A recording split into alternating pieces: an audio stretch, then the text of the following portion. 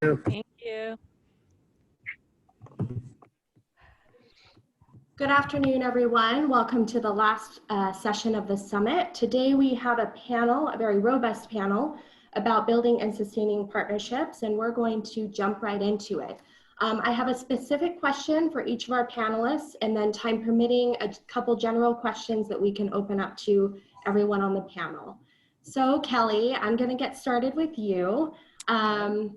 If you could just quickly introduce yourself and then answer my question, which is, what are some challenges you faced with helping people experiencing homelessness navigate the system? And what are strategies you've used to develop, strengthen, and retain community partnerships to help people transition out of homelessness? Okay, thanks, Danielle. Hi, I'm Kelly Romer. I work for Salt Lake County Aging and Adult Services.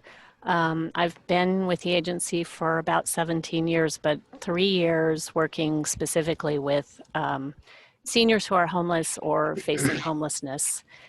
And I just have to say, I had technical difficulties right before jumping on, and I'm happy to be here. The last session, I was thinking there might not be a lot of people attending, and as we've gone through all the different panels, our session is on partnerships and relationships, and I've noticed in almost every panel that I've attended that somebody has brought up partnerships and relationships. And I'm really happy to hear that term being used so frequently. I think at other years at conferences I've been at, people have talked about ROIs or return on investment. And this year it really seems like we're focusing on relationships and partnerships, which are so crucial. When I started with homeless services, I was used to being able to work, do my job, and rely on a few other partners and then move forward. And I've found in homeless services, everything I do requires collaboration and partnership with other agencies and other people. I was going through a list of the number of just agencies that I've partnered with, and then within those agencies, sometimes multiple people. And I came up with at least 38 different agencies that with the people, the clients I'm working with, I've interacted with in just 3 years. And so for anybody that's new to case management and new to working with the people we work with in homeless services, I really want to say that the number of partnerships that you're going to have is going to be broad. It is probably going to encompass people you never expected to work with. And I see Joe smiling, one of my panelists, which is police department. I have been really surprised with the number of people that I've ended up working with that I never would have thought would have come within my realm of work relationships.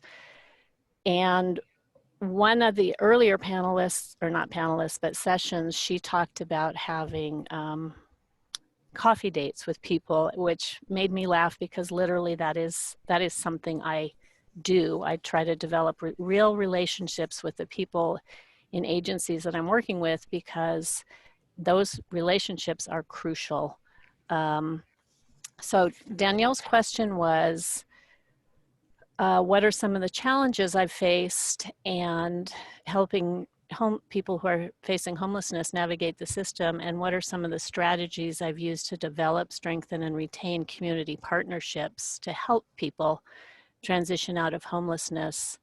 And some of the challenges absolutely are the depth of the complexities of the people we're working with. I work specifically with seniors, and so these are people sometimes who have had a lifetime or chronic homelessness, so they've had years or even decades of homelessness, which means they have interacted with multiple agencies, often law enforcement, criminal justice, substance use, mental health, the courts. They've lost IDs. They've just, the number of barriers that have accumulated in their lives with different agencies is mind-boggling, and sometimes getting out of the number of difficulties and the number of barriers that they've built up over time takes months and months and months, if not years, to step by step get through all of the issues that need to be resolved. And I have to say, the only way that I've been able to do that with some of the people that I've worked with is not to just partner with other agencies, but actually have relationships with one person, somebody in specific that I can go to get the questions answered that we need answered, or to get the paperwork done that we need to get done, and to actually move the person forward to the next step of overcoming all these multiple obstacles. And I'm going to tell a couple of stories to illustrate that.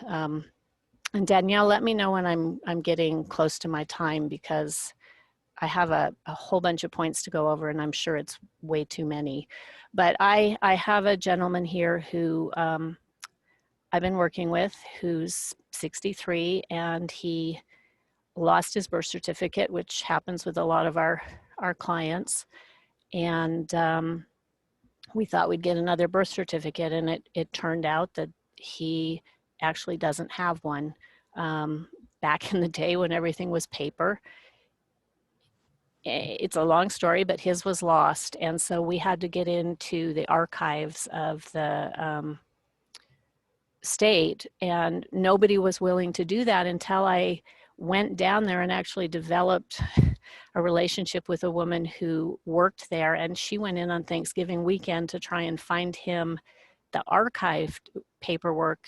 It wasn't a paper that was his birth certificate, which started a process. We're still a year and a half later, he hasn't gotten an ID, but it's just been this step by step with connecting with actual real people who are willing to take on some of the complexity sometimes that our clients are encountering. And if sustaining those relationships and developing personal relationships, and I know Ed is going to be able to speak to this well too, we have clients that are so complex that we work with them and we do a little tiny bit. And some of these people, I see their lives, like many of us, it's like a puzzle. It's a 1,000-piece puzzle. And I can maybe put in 3 pieces. And then I'm going to give this person to another community partner who can address their health issues. And that person has a couple of pieces of that puzzle that they can fit into place. And then we're working all as a team to put together the pieces of these puzzles to help the people we're working with build a complete picture and get their lives completely put together so that they can get housing. Many people have criminal justice involvement. If we didn't have relationships with the police department and adult probation and parole and the courts to go and advocate on their behalf and try to move them out of whatever issues they're dealing with in that system, we're not going to be able to do our job ultimately, which is trying to get them into housing without getting them past all these other barriers that they're facing.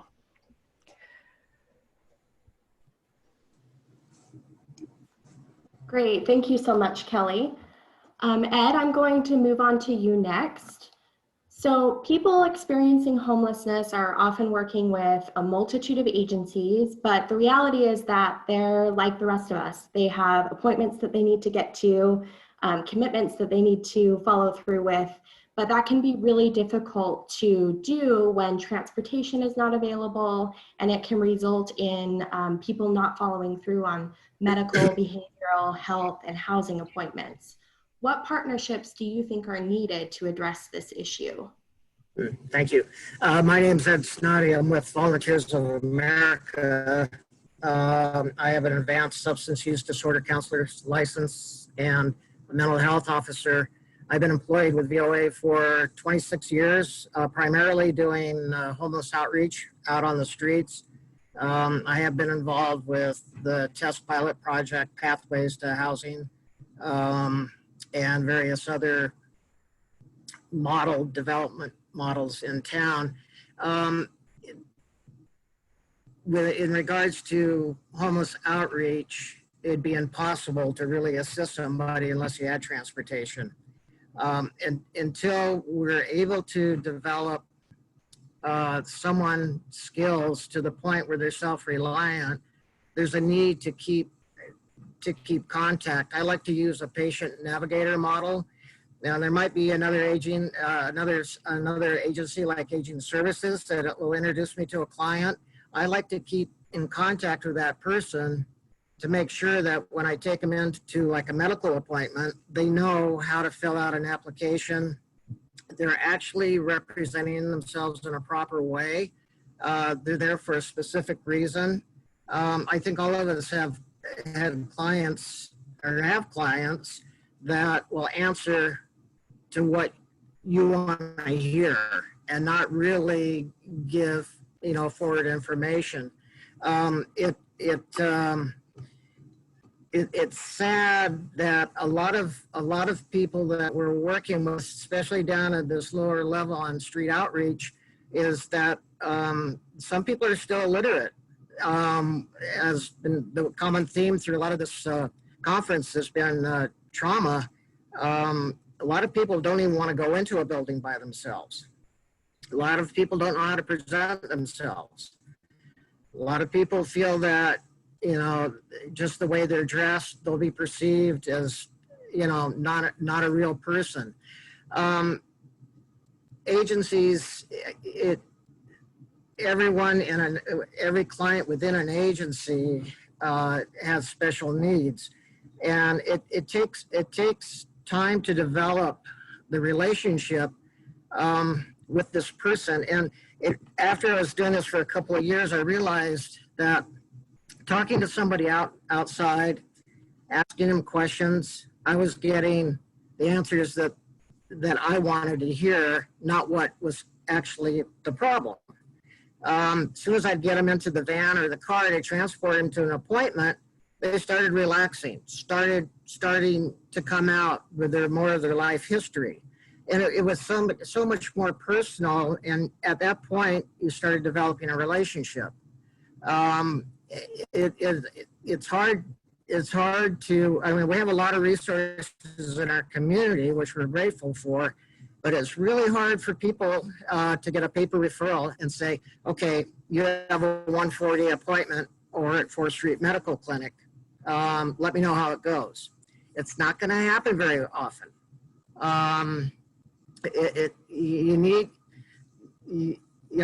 There's so many people right now, especially with the COVID issue going on. We have the hotels that we're placing people in. These are vulnerable people, and it takes time to develop that trust and let them feel that you really care. As an agency, you really care, and say, hey, I'm going to take you. I'm going to help you get through this. I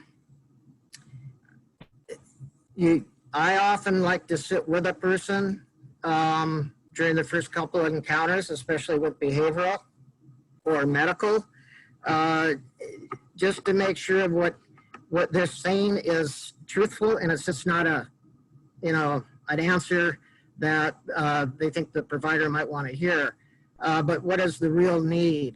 And then the continuation, developing that relationship. They can still go back to the other agency or the other program, but with me, I like to follow it to make sure that we always have a warm handoff. It's simple. It can be a little bit more time consuming. From a dollars and cents, it can be a little bit more expensive, but you're ensuring that there's a continuum here, that somebody's actually, getting to their appointment, whether it be behavioral, medical, able to get their medications picked up afterwards, and then the follow through, making sure that they are taking these medications. What I understand coming up here, bus tokens are going to start going away here in December. From what I understand, we're just going to be issuing the paper bus tickets. This is difficult for people. Even to go to the grocery store and pick up groceries, to go get their prescriptions. The physical ability and then the cognitive ability, which I talked about briefly. Can somebody actually sit there? Is their anxiety under control, that they can sit in a waiting room for a half hour to an hour and then maybe wait for the provider who might be 15, 20 minutes late because he was seeing another patient? So this all adds up. getting somebody to the appointment, staying with them is so beneficial. And yeah, I've always had a better outcome being able to transport somebody. It's like your own little therapy when you're driving. You learn so much more about a client, and there is a continuation. Danielle? Great, thank you so much, Ed. And just to tie together what Kelly said with what you said, really nurturing those individual relationships that we have with people in those agencies can increase the likelihood that that warm handoff will be successful and we're able to move our people through these systems. Kristen, I'm going, yeah, go ahead. Sorry, just to build on what Ed said, it's a warm handoff. It's a continuity of care, and it also having a relationship with someone like Ed and I have worked together, and I don't know who's in the audience, but I assume there are people out there that we've all worked with. Sometimes there's duplication of effort. We don't know, the right hand doesn't know what the left hand is doing, and if we have relationships with people, not just partnerships, with an agency, we can ask, what are you doing with this person? I won't do the same thing. Or where have you encountered a roadblock and maybe I can work on that aspect and someone else can focus on something else. So as far as the agencies goes, it is more time consuming in some ways, but it reduces the amount of duplicate effort that people are putting in for people. That's just a waste of everybody's time. And like Ed had said, we hear different things from clients because they're speaking to the questions we're asking, but we don't always know what's going on with someone else. So go ahead. Thank you, Kelly. That's actually a great segue to moving to Kristen. This question is duplication of services focused. So Kristen, when a client or a case manager is working with an agency, it's easy to assume that one agency can do it all to assist clients. How do you think agencies can best work together to make sure we all understand the limitations of what we can do and when and how to involve another service provider in a client's care? Hey, everybody. My name is Kristen Mitchell. I am the Executive Director and founder of Youth Futures. Youth Futures is the youth shelter in Ogden and St. George. We opened Youth Futures in 2015. We worked for a couple of years prior to that to get Youth Futures open. And then in St. George in 2018, we opened our second shelter, and we are working on Cedar City currently and some transitional living programs throughout the balance of state. We offer shelter services, drop-in services, and street outreach. So we're youth-focused services. So to start answering Danielle's question, I kind of had to laugh when she said, does one agency do it all? There is in no way possible for one agency or one case manager to do it all. It's almost laughable. It takes our whole community to serve these clients, and case managers need to have a huge toolkit in their case to handle the multitude of issues that they're going to face with these clients. And that comes back to coordination with a multitude of different service providers. And I think we need to look at how we're coordinating services with our service providers. So both Kelly and Ed talked about collaborating services, and I want to talk about how we're setting up collaborating those service providers and talk about coordination meetings. Most of you are familiar with the local homeless coordinating council meetings. We call them LHCC meetings. These are good ways to all get together, our service providers, and talk about coordination. We also have in a lot of areas, some places we call them youth service coalitions. Sometimes they're called RAC meetings, or different areas call them different meetings. but their coordination meetings, the coordinated entry meetings, all these meetings are set up to bring service providers together, talk about what the services are that each agency provides. We can talk, some of the meetings go specific to individual clients, some of them go broadly towards what agencies provide on an agency level. And I think these meetings are important in the ways of getting to know each other as an individual service provider, on the agency level, on the community level, and how we can all bring together the services to provide the best services to the client.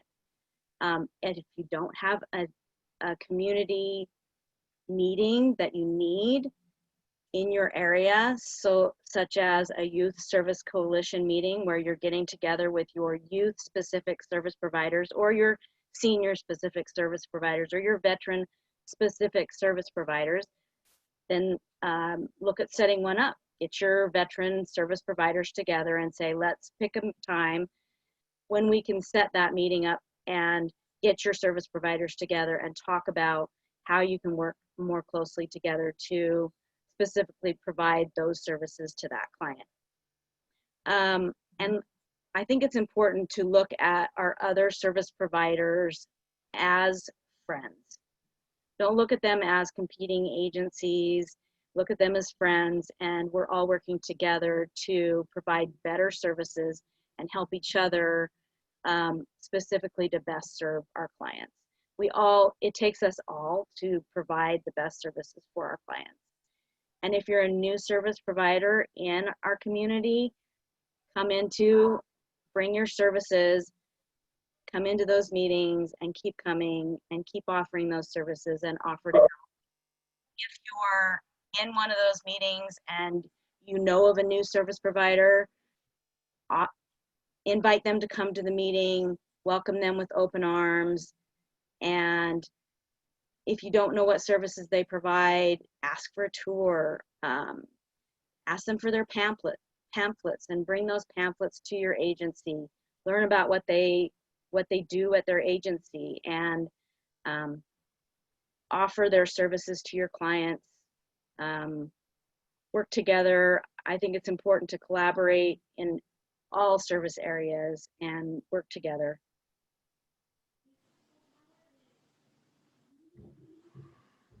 I covered everything. Thank you so much, Kristen. I loved how you mentioned that this really takes the entire community for us to be successful. And I want to emphasize that when we're talking about the community, we're not just talking about our community of fellow homeless service providers. It really takes engaging people in systems that intersect with homelessness and considering those people friends too, which brings us to Randy and Joe. You both are in law enforcement in some capacity, working in homeless systems issues as well. And these questions are directed at both of you, so they're open to both of you to provide your thoughts. Joe, I'll start with you. The question is, what are some misperceptions about relations between law enforcement and people experiencing homelessness? Okay. Well, I'll introduce myself. I'm Joseph Taylor. I have a bachelor's degree in psychology and sociology, and then I went on to get a job in law enforcement. And I've been with the Salt Lake City Police Department for the past 10 years. And for about the past 6 years, I've been with the crisis intervention team with the department. And my primary job with that assignment has been to deal with the mental health cases. And over the past few years, that's really strongly intersected with the homeless issue that we face in the city. And so I've been working closely doing the outreach. And we've had the benefit of the last few years adding social workers to our team, where they can come out with us and do the outreach. And it's an interesting viewpoint because I still get to respond to the calls. I'll respond to 911 calls for service, and I'll still respond to calls where there's homeless camps and other issues. And we'll go out and we'll do outreach to those camps. But I also get to see things on the back end when our patrol officers write reports. Those come into my queue and we get to do the follow-up on there. And it really shows the importance of the relationships that we have. The question you asked about like the misconceptions, I think law enforcement can be a partner with any agency when they're dealing with people who are experiencing homelessness, especially those people who are difficult to work with, who are service resistant. Those are the people that we see. When we get calls, when they come into our dispatch, we'll have a lot of people that call in about different camps or different individuals that they may see panhandling or any sort of things that's visible, or even sometimes hidden behind businesses. And we get to respond to that. And our goal is, when we respond, again, I have that unique position of being able to have a social worker with me, is going out to that individual and trying to solve the problem. I think sometimes people may, that misconception that we're out to move them around or to, arrest them or seek a criminal justice solution. I think the key is seeing that long-term solution. What are some things that we can do to, rather than move them along to a different location, get them into some services that can assist them into housing, or assist them into treatment, or all these different things. And that's why it's important to have these relationships with the providers. That's where our social workers are able to come in, and us as officers can build it, but being able to have that social worker come in and say, hey, here's some different resources that we can look at. Let's take a short-term case management approach. Let's look at the options that these people have, and utilize all these different resources to assist them into a better place, into a better outcome, and kind of to have less contact with law enforcement. We are one small part of the solution, and we want to assist those people to be able to use all of these resources. Salt Lake County is rich with resources, and it's really nice to be able to have that safety in that. I've been out with Ed and Kelly on different people that we've worked with recently, and we'll go right to their camp or where they might be staying and do outreach. If we have our social workers, we'll try to set up appointments, say, let's see what we can do for you. Let's find your major concerns and look at those agencies that can resolve each one of those concerns, so we can move you further along the line into progress, into housing or treatment or whatever looks like a better place for them. So law enforcement can be a good resource. Some hard things that we face is sometimes when we have some of our clients that we deal with, some of our homeless clients, is sharing that information. That can be one of the trickiest things to do. It's, again, really helped with our social workers, because we can, work with them to let them sign a release of information so we can share that, so we can be part of that treatment. When we go out with our social workers, we want to be part of the solution, part of that continuum of care for that individual.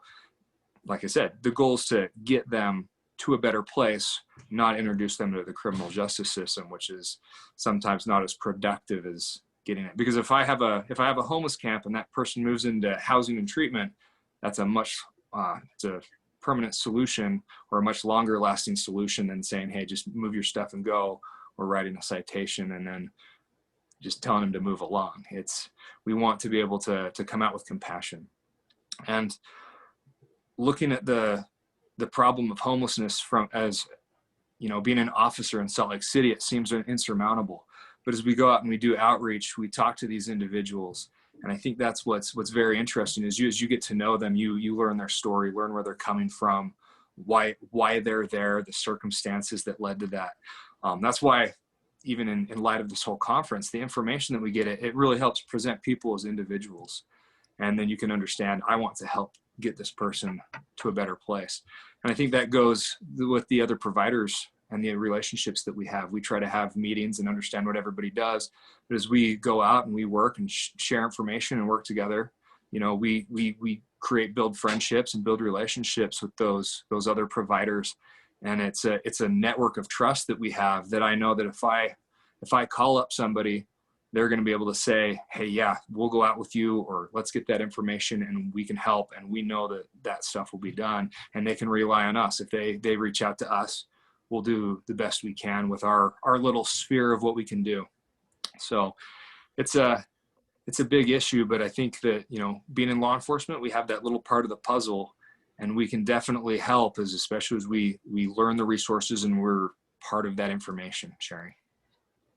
Joe, can I jump in and just make a comment? Yeah. Yeah. So I met Joe, I think it's been ever since when I started this job 3.5 years ago, and how I ended up working more closely with the police department was a surprise to me. So I'm speaking to maybe newer case workers out there and people who are working with the unsheltered population.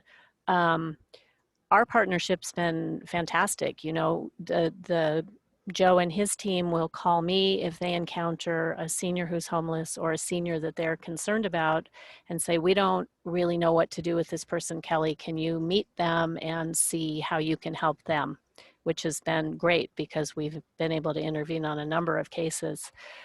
On the flip side, when I'm working with some of my unsheltered seniors, I will often give them my card because the Salt Lake City PD is very large. And here I'm speaking more directly to outreach caseworkers and people who are working with unsheltered clients.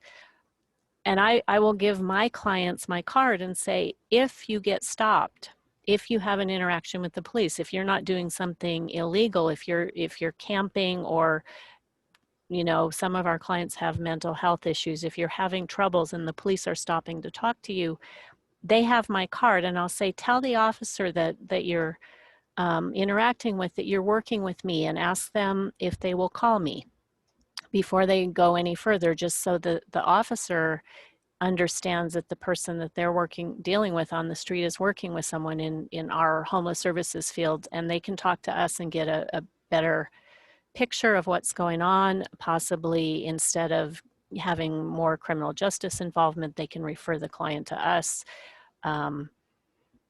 So again, these partnerships, and you know, if we could know every officer out there and they knew us, that'd make it even better, but that's not realistic. So, but giving your card to your clients and saying, if something happens with law enforcement, tell them you're working with someone, and law enforcement possibly will be willing to make that call before they go further with any criminal justice. And correct me if I'm wrong on that, Joe. That's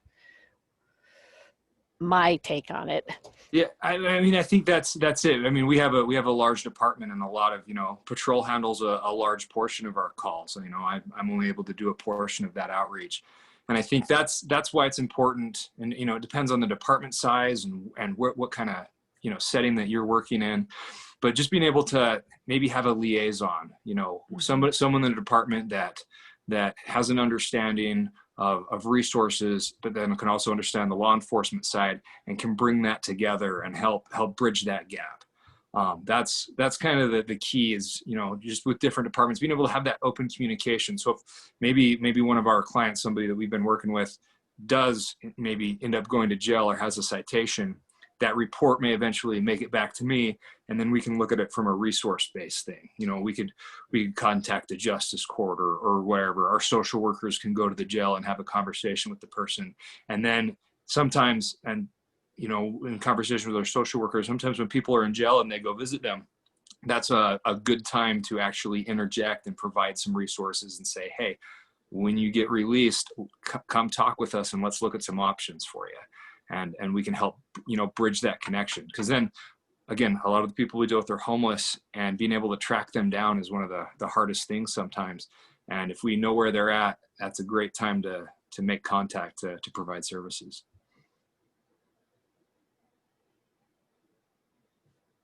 Great, thank you so much to you both.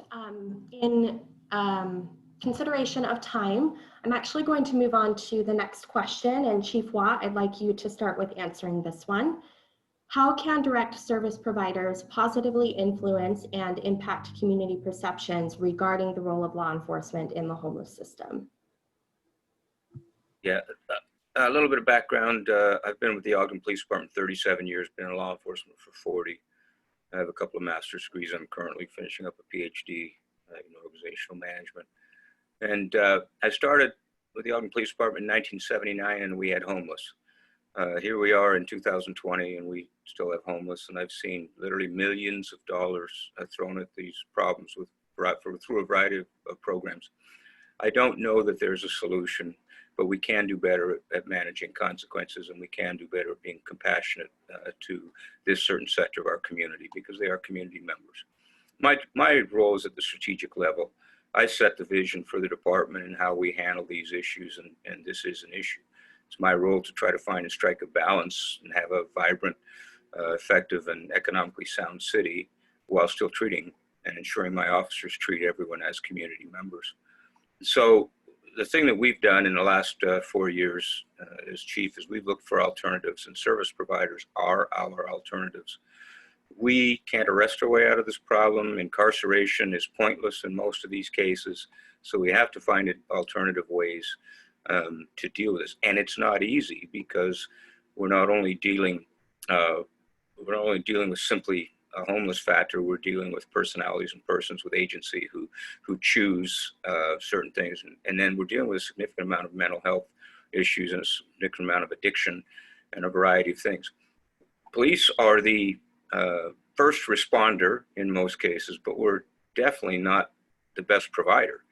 So how we can create a pipeline or a nexus, if you will, from police department to service providers is critical.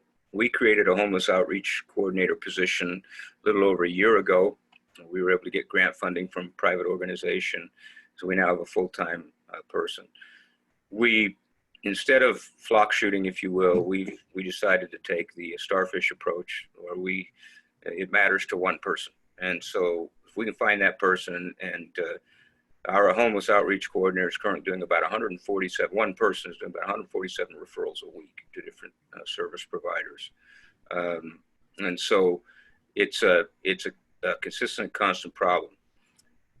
In terms of the interaction between service providers, general public, and law enforcement as relates to homelessness, what we would ask is a little bit of understanding that there are certain behaviors, not people, but certain behaviors that just have to be dealt with. And in some cases, those are the worst case behaviors. And the only alternative is to utilize the court system, which is a service provider and can interdict in some people's cases. Not necessarily the best, but it can interdict.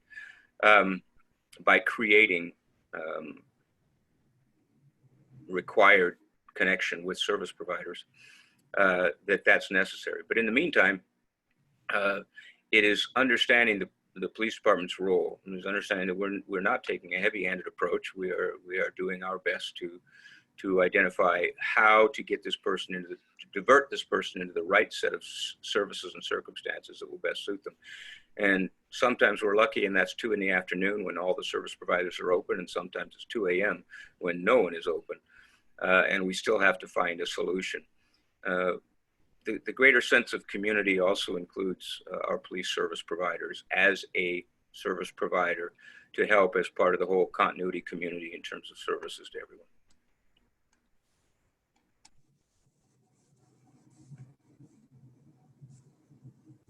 Thank you so much, Chief Watt. Joe, do you have anything additional you'd like to add to that? No, I think that's exactly right. It's we have our small little section, and just, we've even used our criminal justice system in our area to assist people into treatment, and it just takes that total systems approach. It just reminds everybody is unique in the issues that they have, and their path to being housed and being in a better place is unique as well. And that's why we have to be flexible. I wish I had the solution for everyone. And I think there's a variety of answers for everyone, and that just takes the whole team approach to be able to solve it. Great, thank you. We do have a little time for a general question. So still sticking with this law enforcement focus, but I'd like all of you to consider this and provide your thoughts if you have them. It can be difficult. Our service providers are striving to have positive relationships with law enforcement, but it can be difficult to know who to talk to really even start developing and nurturing those relationships. So from all of your perspectives, what are some strategies that providers and law enforcement teams can use to develop those relationships, implement best practices, and work together to move people out of homelessness? I can start. I think, being able to depending on, what area you live in and what department you're working with, but being able to talk to the person at the department who has that vision and that idea and the ability to make decisions for the department. And I think once you can contact that person and they can come up with a plan, and then maybe, like, again, a lot of police departments have that homeless outreach officer, or they have people in those positions, and then you can make contact with that. That'd be the ideal way to do it. And some police departments don't. And I think it's just being able to reach out at the level that's appropriate to be able to make decisions and get that information and pass it along.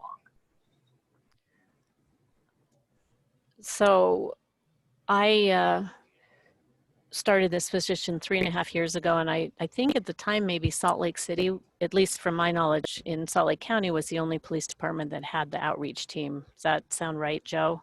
Back in 2017? I think teams started, departments starting to have outreach teams, but and officers in positions of homeless outreach, but they've gotten a lot more robust. A lot more robust now. But what I did, Danielle, was because it was a new position and I really didn't know what to do, is I reached out to because I cover all of Salt Lake County, different police departments to see if they had a homeless outreach officer, and if they didn't, if there would be an officer that I could have as a contact person, just because, there are so many officers and there is turnover, and I wanted a direct person that I could talk to if I had a question, or if I was dealing with somebody that was dealing with law enforcement.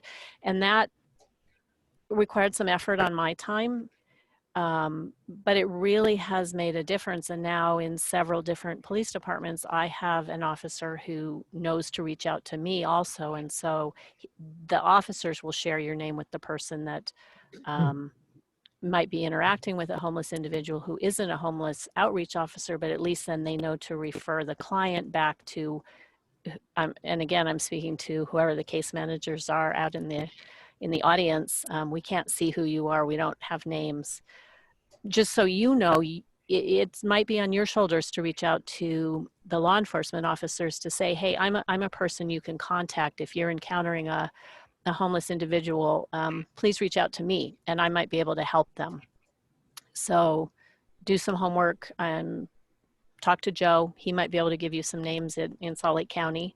But West Valley City has an officer who's been doing this for quite a few years now, and he's referred a number of clients to me. He's even brought them in his car to my office, people he's worried about. South Salt Lake has quite a few officers now that are dedicated to homeless outreach. They want to engage with us, and they want to know who they can call to when they're encountering somebody that they need assistance with. And I'm sure Ed has lots of contacts with different law enforcement. Go ahead, Ed. I'd like to add that once a month we have a community meeting here in Salt Lake where we have workers, we have EMS, we have different police departments come in, outreach workers, Medicaid workers, and we're looking at, we share names with people that might be coming in a really high risk category, and see where else they're popping up within the community. Are they hitting a lot of jail time? Are they frequenting ERs? I mean, we have some people that are hitting like 150 ER visits a year plus. And it's kind of a targeting where we try to hold on to them. I'll get a call from the crisis team up at the U, let's say, that so-and-so's in our facility. Do you want to come up? I get up there, establish a relationship. I probably already know them from the street, but then I'll follow them and see what we can do to help break this cycle. See if there's more of a medical need, a medication issue where they're not capable of taking meds. Maybe they need a placement in a temporary facility. But it's trying to, we try to take the pressure off the community. We try to reduce the negative effects of homelessness. But what we're doing, we're working closely as a team throughout the You know, Kelly, I've asked Kelly to come out with me before when I found, I think she was 78, living in a trailer with no heat in the wintertime. Joe, and we bump into each other a lot out in the street. And it, you know, the sharing of resources and information on the client is so important. It helps reduce crossover with agencies, and it's, you know, the bottom line is it's better for the person who's still homeless. I'd like to add, I think the outreach team in Weber County, since we've added that community policing, I think we're starting to see that shift that you're talking about in Salt Lake, and I think it's a positive shift with law enforcement, and I think it's going to be a great addition. I also agree with Kelly on the squeaky wheel gets the grease. If you need coordination from law enforcement, reach out, find your officer, whatever community you're in, find somebody to coordinate with. If you need the coordination, there's somebody there that will coordinate with you.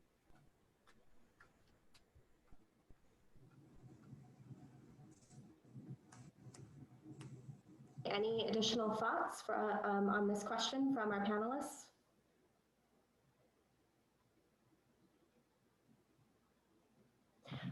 Okay, I think, so we're running really well on time. I think we'll move to a Q&A session. And it looks like our first question is from Sarah Cohen. Oh, can y'all hear me? Yes. Yes. Okay, wonderful. So something that I've noticed in the few years that I've been a case manager is that when I try to coordinate with other agencies, which honestly is something I deeply enjoy doing, sometimes there comes this, like, I don't know what you call it, like breaking continuity, where me and my agency, we practice trauma-informed care. And when I've interacted with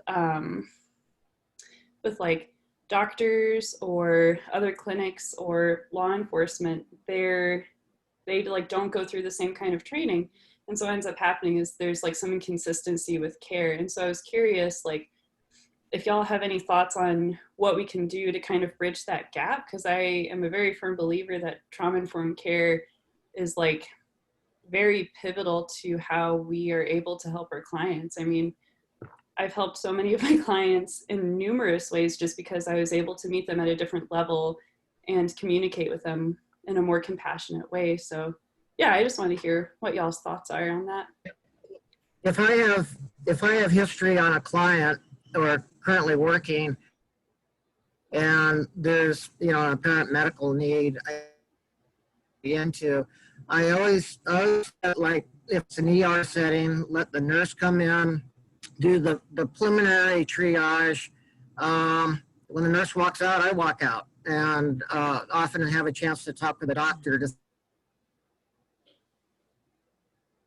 There's some history here, whether it be substance abuse, mental health, untreated mental health, definitely trauma. I mean, we're almost everyone out here has history of trauma in one form or the other. It's okay to tell a doctor that. Some doctors understand it, others don't. They just want to treat the immediate need and say, bye. Joe's team, connection team, they understand it. And it's okay to share the same information. You know, it's the more information, the better. I have access to information with 4th Street Clinic. I work closely with medical outreach. So there's a lot of things I can find or talk to an existing provider about before really engaging the client 100%. And it makes a world of difference.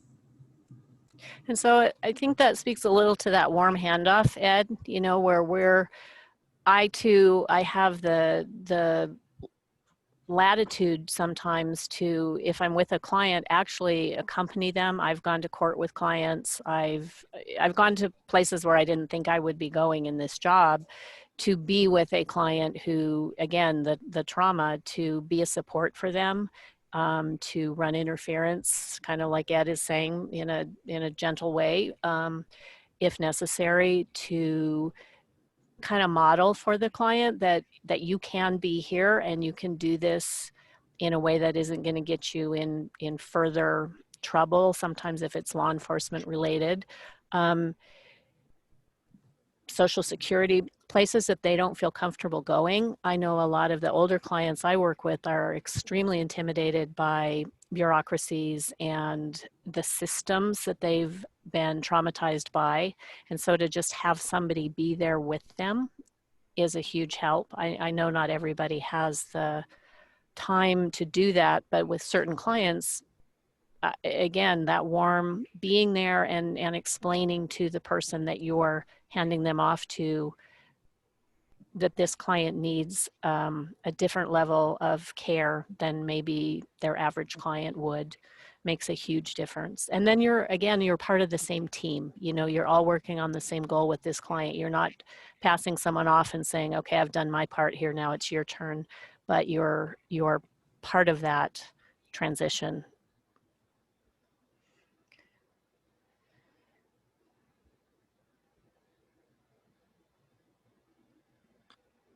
I was just gonna, I can say, just echoing what both you said, it's kind of like, even when dealing with law enforcement, you have, sometimes if you have that ability to have a conversation with the officer beforehand and just explain, you know, some officers are really good communicators. Others maybe aren't the most excellent communicators when people don't maybe understand and connect that. And understanding trauma-informed care, it's, you know, in my position, I've dealt with so many individuals who have had trauma that when I learned about trauma-informed care, it really opened up an understanding to human behavior and where people come from and how to talk to people and like make that connection. And so I think that's just communication, and then maybe even talk with your client, let them know, hey, I want to help you out. And some people don't have that perspective and understand what you've been through, and just being open with them and trying to build understanding. That's why even conferences like these are so important, because it brings everyone together and we can talk about that and learn about the important things that stand out when we are dealing with individuals who need that approach and a little bit more understanding and compassion.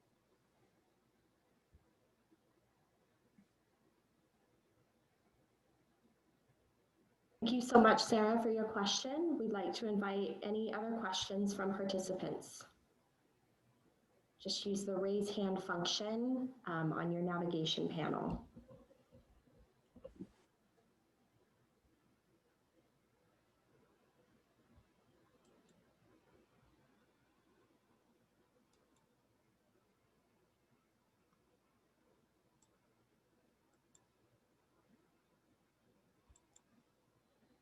Okay, well, I have one while we wait for some more to come in from participants.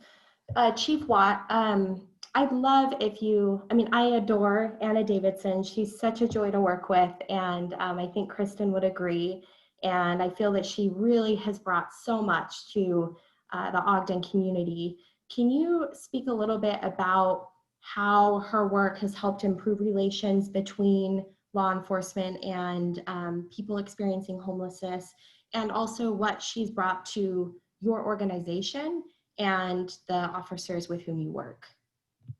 Sure. Of course, you know, Anna's degree is in social work, and Anna had been, the right term wouldn't be activist, but she'd been actively involved in the community in helping and assisting in the homeless situation on her own. And you know, she owns Jesse Jean's Cafe on 25th Street, and she was supplying food for homeless and so on and so forth.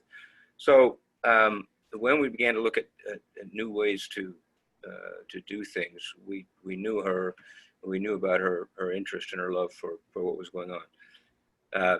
So it was, as has been noted by every panelist so far, it was finding the right person for the right task, and her level of compassion and understanding for these people.